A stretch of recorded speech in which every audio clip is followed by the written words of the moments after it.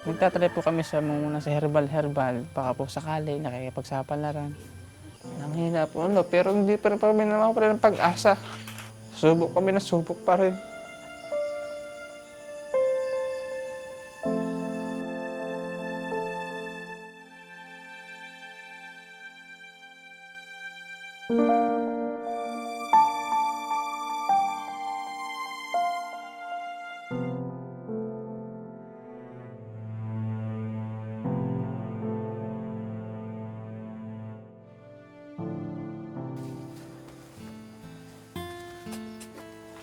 Love mo si mama?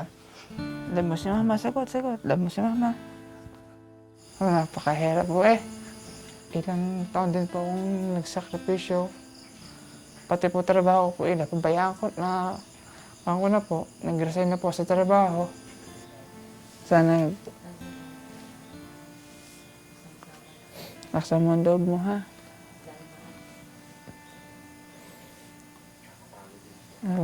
Si Totoy, anak natin.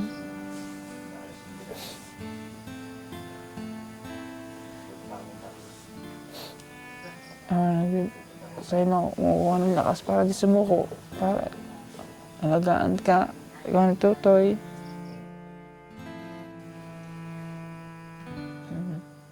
Sana gumaling na po ang asawa ko.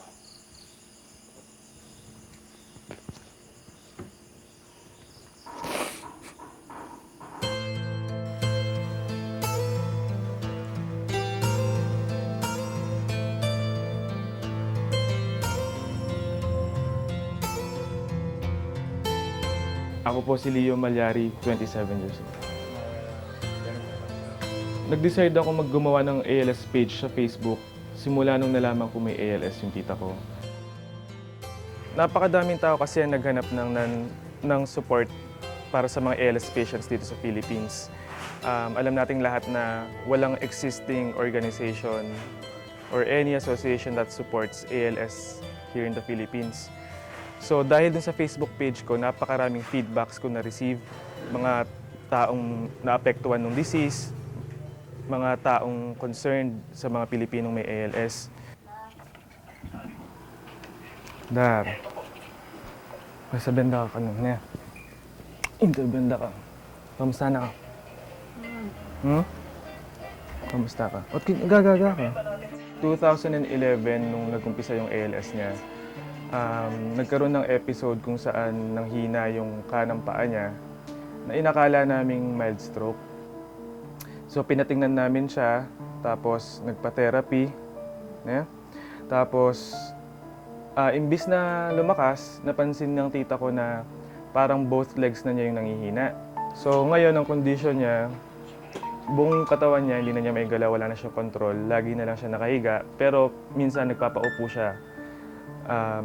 Lalo na pag nanonood siya ng TV at kumakain.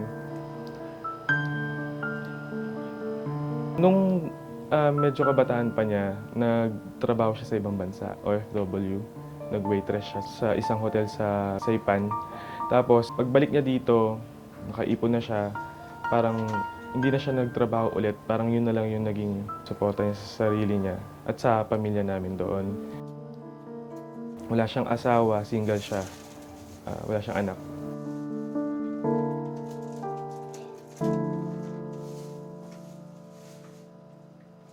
Dahil nga dyan sa page na yan, may mga taong nakaalam dito sa Concepcion na ganyan pala yung kalagayan mo kasi hindi nga siya lumalabas.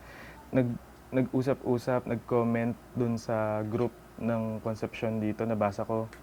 Pinakita ko nga sa kanya, eto, sabi niya, maganda daw si Tita Lisa, mabait, at matulungin pa. Sabi niya, nung magja-Japan daw siya, siya daw yung tumulong sa kanya. Kaya nagulat nga daw to nung nakita niya si Tita Lisa na may sakit.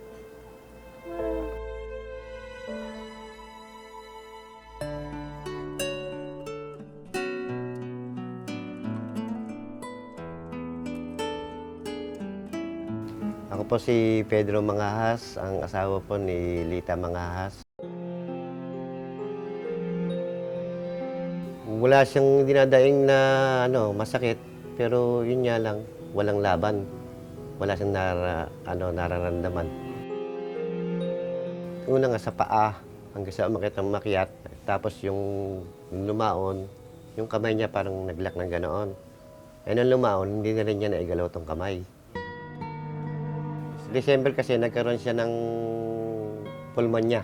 Kaya na isugod namin sa ospital, tapos binigyan ng mga gamot para sa infection sa baga. Yung, kasi pulmonya yung naging sa finding eh.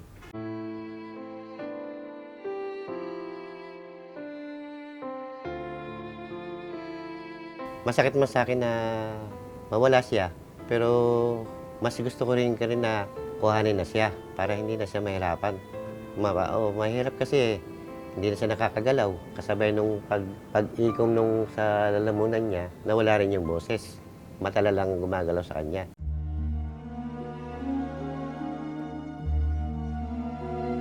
Ang kadalasang dahilan o cause of death ng mga taong may ALS ay dahil nga apektado yung paghinga nila, hirap silang huminga kaya nagkaka-pneumonia sila hanggang hindi na makayanan o hindi na malabanan ng katawan nila yung pneumonia.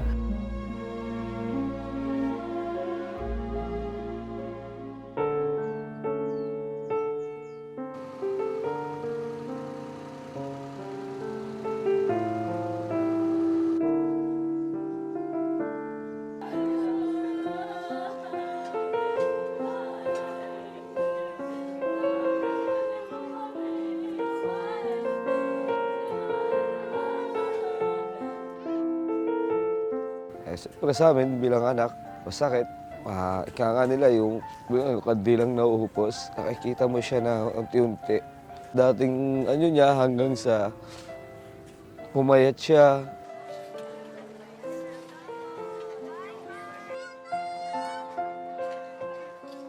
Masakit pero kailangan tanggapin. Maging masaya para sa kanya kaysa yung nakikita namin na naghihirap siya. Kasi mas masakit yung araw-araw. Nakikita mo yung paghihirap niya.